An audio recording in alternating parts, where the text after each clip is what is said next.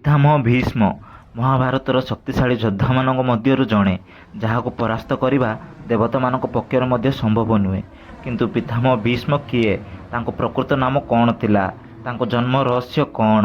ସେ ଇଚ୍ଛା ମୃତ୍ୟୁ ବର କେମିତି ପାଇଲେ ଓ ସେ ଆଜୀବନ ବ୍ରହ୍ମଚାରୀ କାହିଁକି ରହିଲେ? ଏହି ଭିଡ଼ିଓ ମାଧ୍ୟମରେ ଏ ସମସ୍ତ କଥା ଜାଣିବା। ହସ୍ତିନାପୁରରେ ଶାନ୍ତନୁ ନାମକ ଏକ ରାଜା ଶାସନ କରୁଥିଲେ।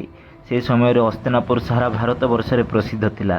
ଥରେ ରାଜା ଶାନ୍ତନୁ ଗଙ୍ଗା ନଦୀ ତଟରେ ବୁଲୁଥିଲେ। ସେଠାରେ ଗଙ୍ଗା ଦେବୀଙ୍କୁ ଦେଖି ବିବାହ କରିବାକୁ ଇଚ୍ଛା କଲେ। ଏକଥା ଶୁଣି ଗଙ୍ଗା ଦେବୀ ଏକ ସର୍ତ୍ତ ରଖିଲେ। ସେ ସର୍ତ୍ତ ଅନୁସାରେ ଗଙ୍ଗା ଦେବୀ ଯାହା କଲେ ବି ଶାନ୍ତନୁ ମହାରାଜ ମନା କରିପାରିବେ ନାହିଁ। ଏ କଥାରେ ଶାନ୍ତନୁ ମହାରାଜ ରାଜି ହୋଇଗଲେ। ଶାନ୍ତନୁ ମହାରାଜ ଗଙ୍ଗା ଦେବୀଙ୍କୁ ବିବାହ କରି ଖୁସିରେ ରହିଲେ। କିଛି ଦିନ ପରେ ତାଙ୍କର ଗୋଟିଏ ପୁତ୍ର ସନ୍ତାନ ଜନ୍ମ ହେଲା। ଗଙ୍ଗା ଦେବୀ ସେ ପୁତ୍ରକୁ ନେଇ ନଦୀରେ ଫିଙ୍ଗିଦେଲେ।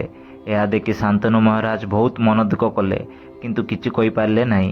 ଏମିତି କିଛି ଦିନ ଗଲା ପରେ ଆଉ ଏକ ସନ୍ତାନ ଜନ୍ମ ହେଲା। ରାଜାଙ୍କ ଆନନ୍ଦର ସୀମା ରହିଲା ନାହିଁ, କିନ୍ତୁ ଗଙ୍ଗା ଦେବୀ ସେ ଛୁଆକୁ ମଧ୍ୟ ନେଇକି ନଦୀରେ ଫିଙ୍ଗିଦେଲେ। ଶାନ୍ତନୁ ମହାରାଜ କିଛି ବୁଝିପାରିଲେ ନାହିଁ, କିନ୍ତୁ ବହୁତ ମନ ଦୁଃଖ କଲେ।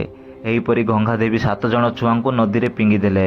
ମହାରାଜ ଆଉ ସହିପାରିଲେ ନାହିଁ, କିନ୍ତୁ ଗଙ୍ଗା ଦେବୀଙ୍କୁ କିଛି କହିପାରିଲେ ନାହିଁ, କାରଣ ସେ ଯେବେ ତାଙ୍କୁ ମନା କରିବେ ବୋଲି ଗଙ୍ଗା ଦେବୀ ଛାଡ଼ିକି ଚାଲିଯିବେ ବୋଲି କହିଥିଲେ। ଶେଷରେ ଅଷ୍ଟମ ସନ୍ତାନ ଜନ୍ମ ହେଲା। ଏହାକୁ ମଧ୍ୟ ଗଙ୍ଗା ଦେବୀ ନଦୀରେ ଫିଙ୍ଗିବାକୁ ଯାଉଥିବା ଦେଖି ଶାନ୍ତନୁ ମହାରାଜ ରୋକିଦେଲେ।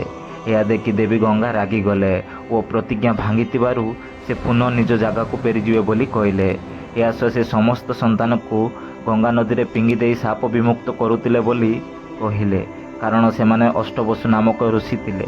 ତାପରେ ସେ ଅଷ୍ଟମ ସନ୍ତାନକୁ ଉଚିତ ଶିକ୍ଷା ଦେଇ ରାଜ୍ୟ ପାଇଁ ଯୋଗ୍ୟ ରାଜକୁମାର କରି ଆଣିଦେବ ବୋଲି କହିଲେ।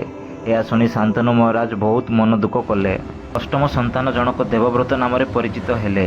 ଏମିତି କିଛି ବର୍ଷ ପରେ ଥରେ ଶାନ୍ତନୁ ମହାରାଜ ଜଙ୍ଗଲରେ ଜଣେ ଯୁବକଙ୍କୁ ଦେଖାହେଲେ। ଧନୁର୍ବିଦ୍ୟା ଓ ପରାକ୍ରମ ଦେଖି ଶାନ୍ତନୁ ମହାରାଜ ଆଶ୍ଚର୍ଯ୍ୟ ହୋଇଗଲେ।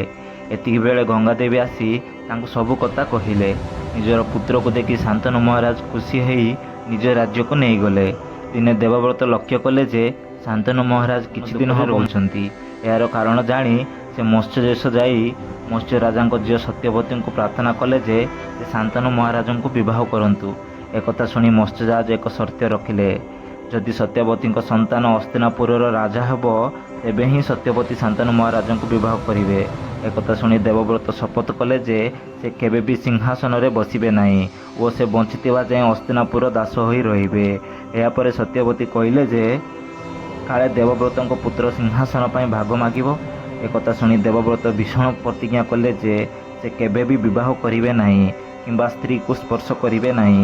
ଏପରି ପ୍ରତିଜ୍ଞା କରିଥିବାରୁ ତାଙ୍କ ନାମ ଭୀଷ୍ମ ରଖାଗଲା। ଯେତେବେଳେ ଶାନ୍ତନୁ ମହାରାଜ ଏକଥା ଜାଣିଲେ, ତାଙ୍କୁ ଇଚ୍ଛା ମୃତ୍ୟୁ ବର ଦେଲେ।